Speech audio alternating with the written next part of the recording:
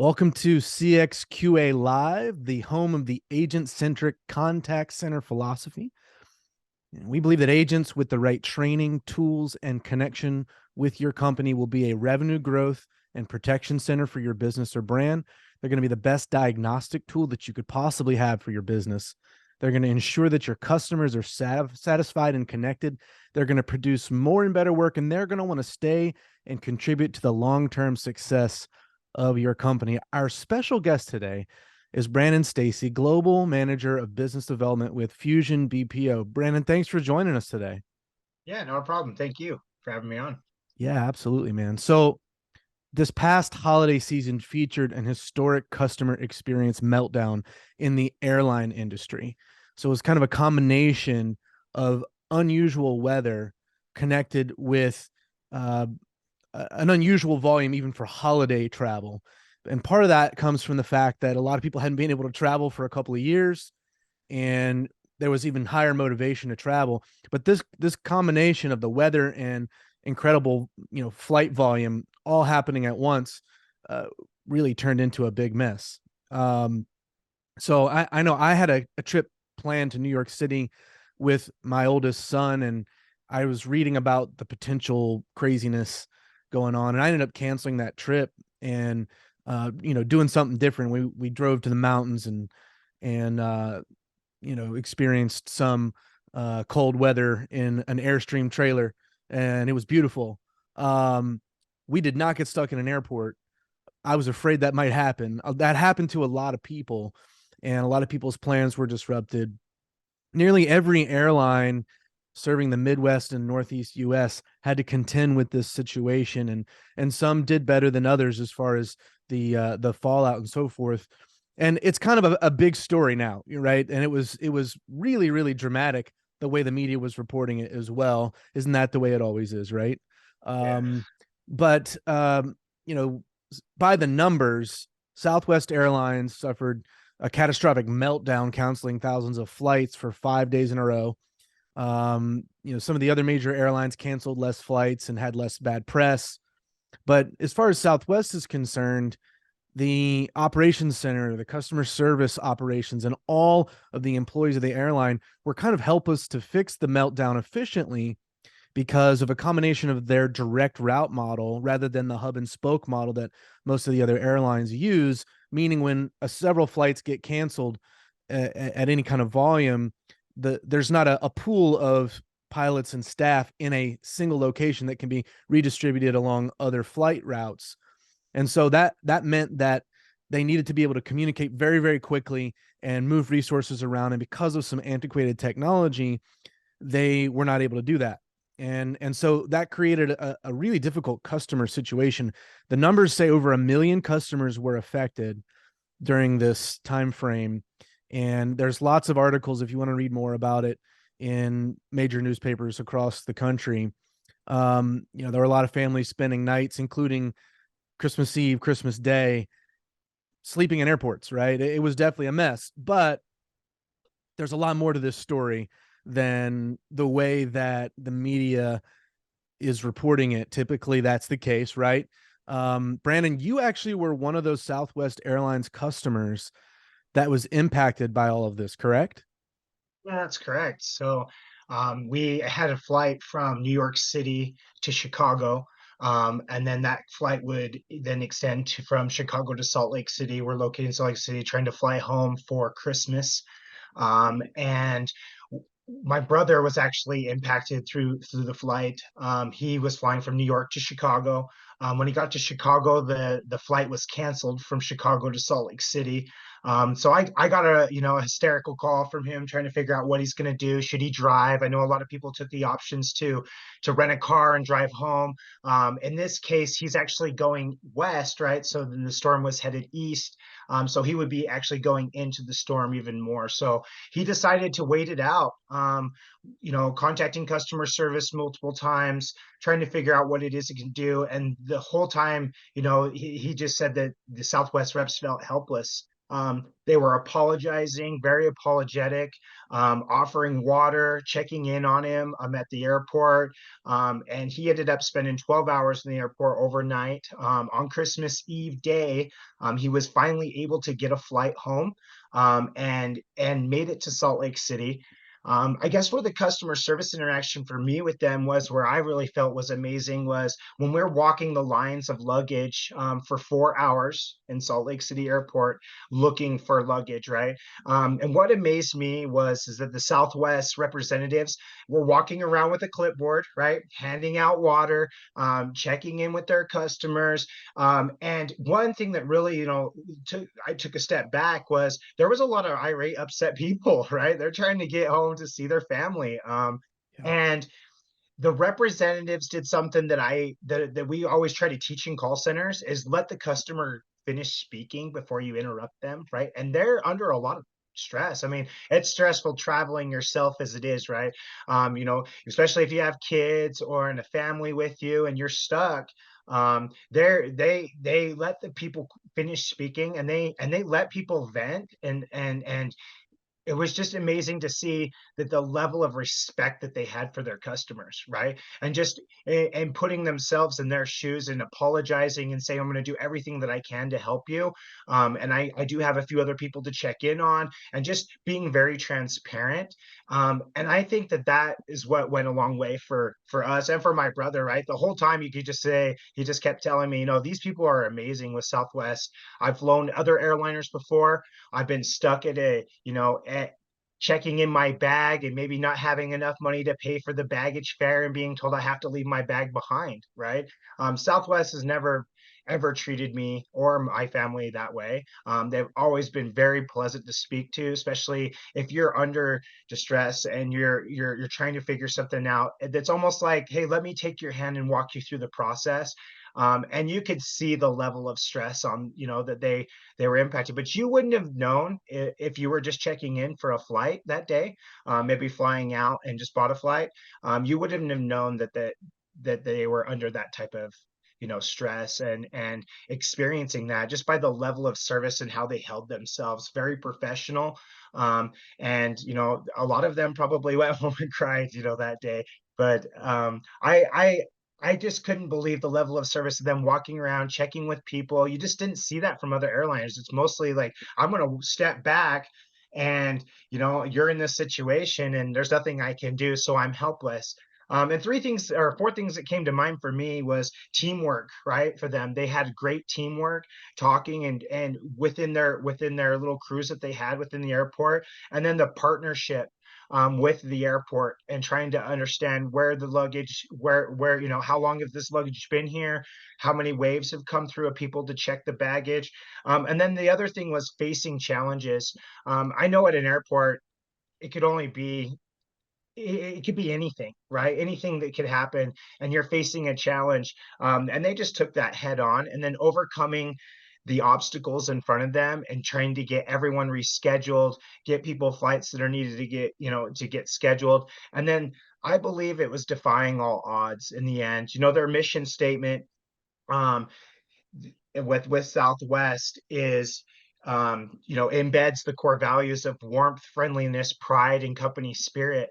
And when I went home and I kind of Googled what was going on, and to find out, like what was behind all this, right? One of the things that popped up on Google was their mission statement. I read that, and that really just kind of hit home for me. I was like, wow, I felt that, right? And not every company that has core values and mission statements like that embed that into their work every day. And I think that Southwest truly does need to be given their people, right?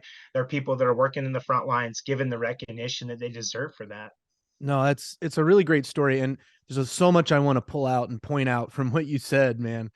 Um, for one thing, the ability to see a mission statement and a set of corporate values actually at work in a crisis, that's big, right? So there are definitely questions to be asked about senior leadership in a situation like this. How did we get here? What could we have done to prevent this crisis? But at the end of the day, the ability to see the values and the mission of the company lived out in a crisis is an excellent reflection on senior leadership, right? And It's and true. I think if I'm being honest as a customer, I would much rather have an interaction with a brand that does everything in their power to make issues right and engages with me at the level that I am experiencing them than I would a company that focuses only on policies, even if those policies usually prevent big problems for them. The policy does not always translate to the person, right?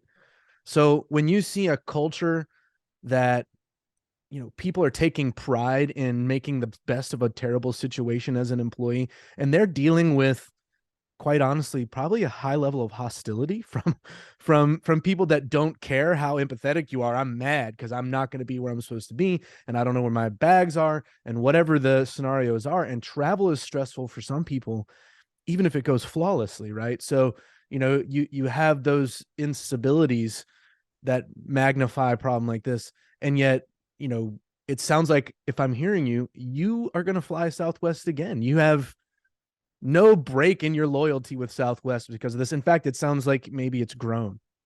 Yeah, and that's true because I've actually looked for flights. I'm looking to actually go to New York City and then fly to Florida and go on a cruise this summer, right, or this next fall.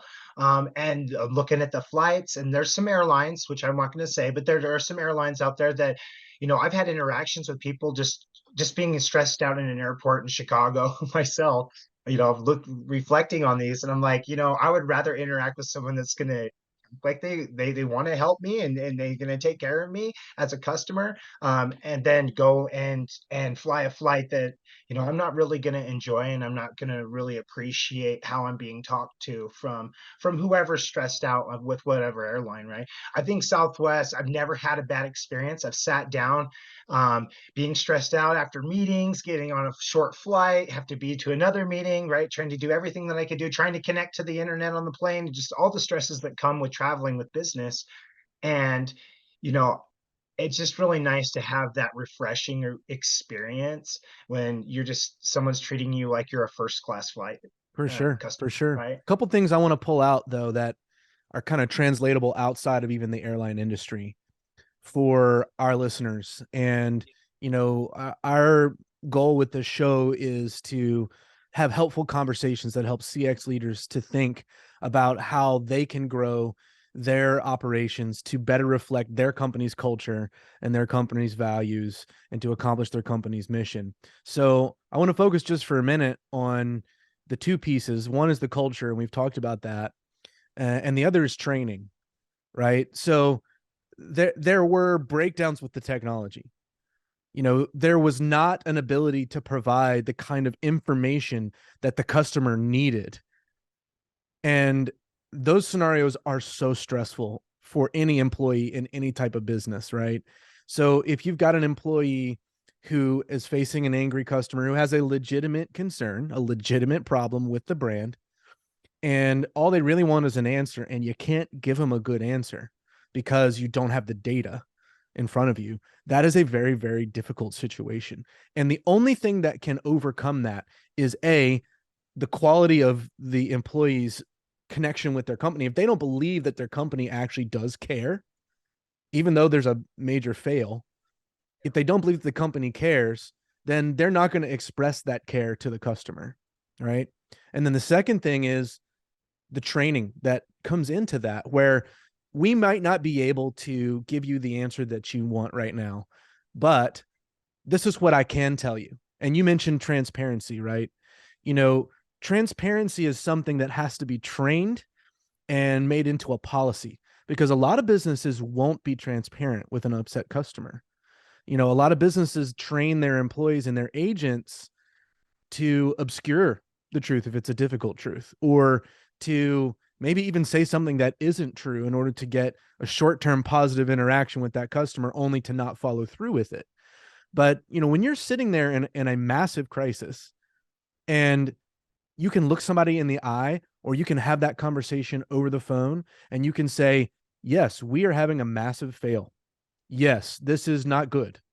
And I'm sorry, I can't provide the kind of information that you need. And I really need to go speak with another customer who's having the same problem that you're having.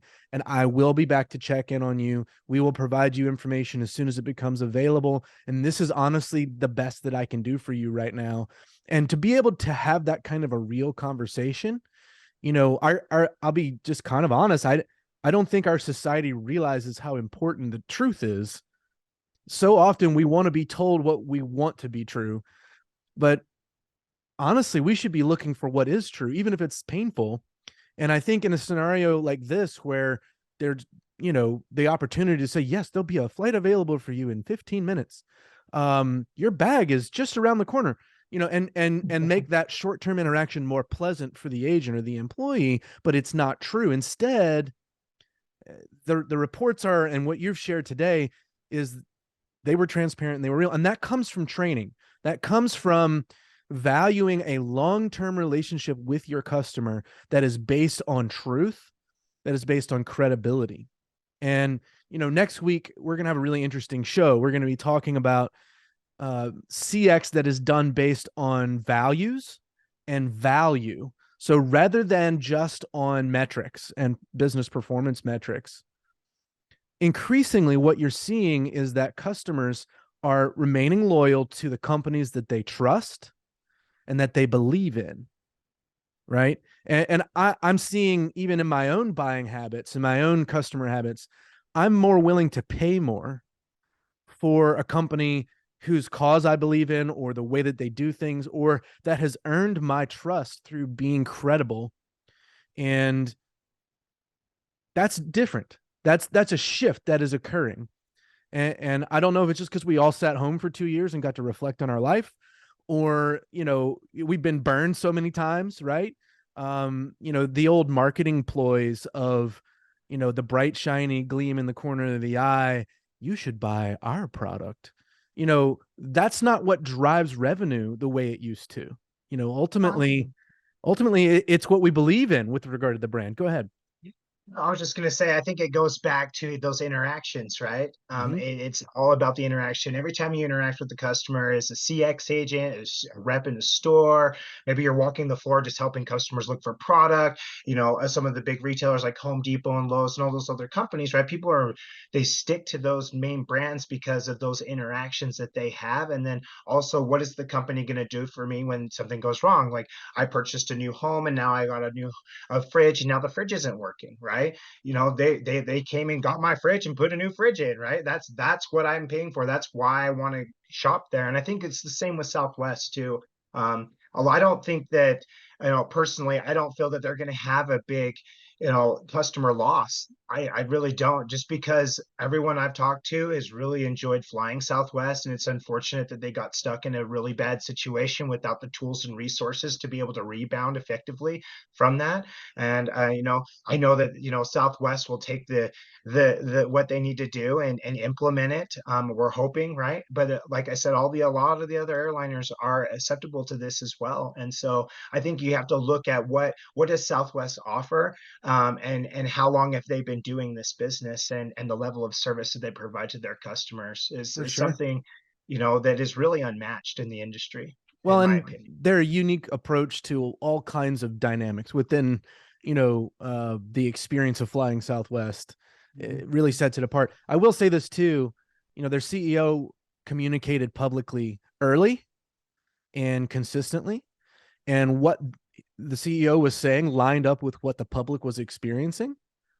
And so there, once again, is an undergirding of credibility in the customer relationship, so that when the CEO is saying, "Yeah, we blew this, and this is what we're trying to do to get through it in the short run to take care of our customers right now, and these are the things we'll be looking at in the medium and long term." And when that information that is shared lines up with the customer's experience, that takes a lot of pressure off of the agent and the employee, right, to try to even sort through some of this stuff. So there are a couple of things, long-term takeaways, right, that I think are important to view this. And I got a feeling we'll have a touch point on this maybe in a few months, and maybe we'll even get somebody from Southwest on the call to discuss this. So if you're a Southwest CX leader and you're listening to this content, you're invited. Reach out. We would love to have this conversation and learn more about, how you guys followed through with this, and we're celebrating a lot of the good stuff here that you guys obviously already have in place. I'm going to touch on that in a minute, but there is also a scenario here that infrastructure has to be viewed proactively, right, to prevent meltdowns, right?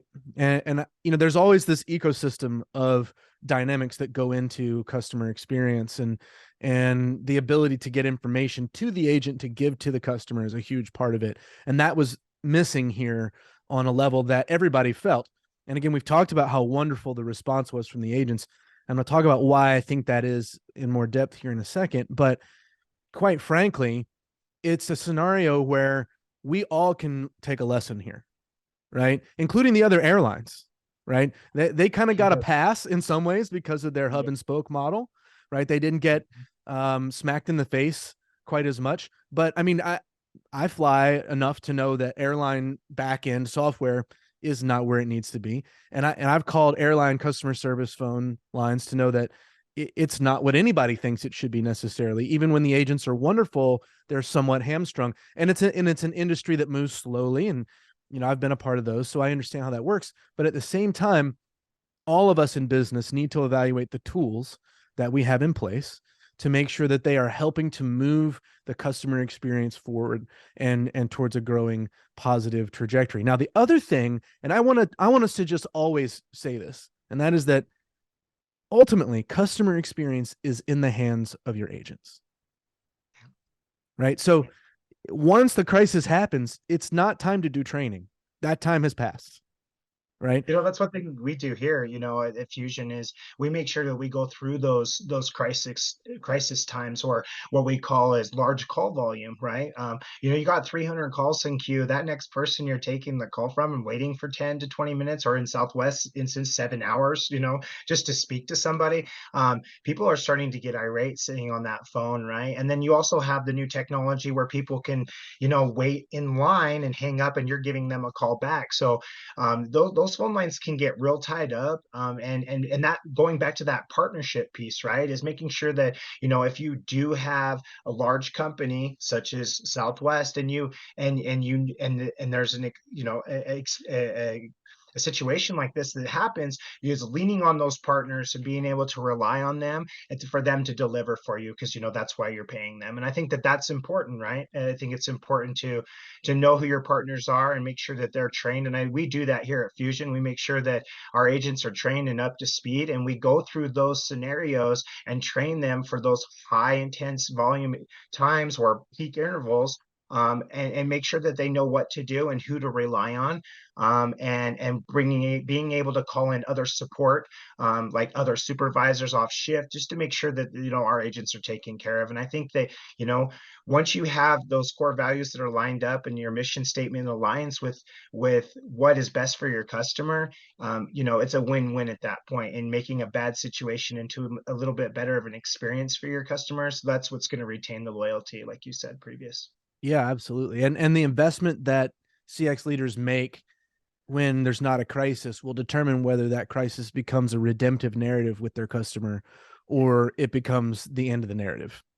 And ultimately businesses are in existence to drive revenue and to make profit, but we often lose sight of the way that the customer's decision making capability and their experience really is the number one variable in whether or not we continue to grow our business, or whether we shrink in market share and we shrink in profitability. So the things that you can do to train, to build the tools to make that connection, because I think I'm probably always going to focus on some of the soft elements like culture more than most, because it's very difficult to measure.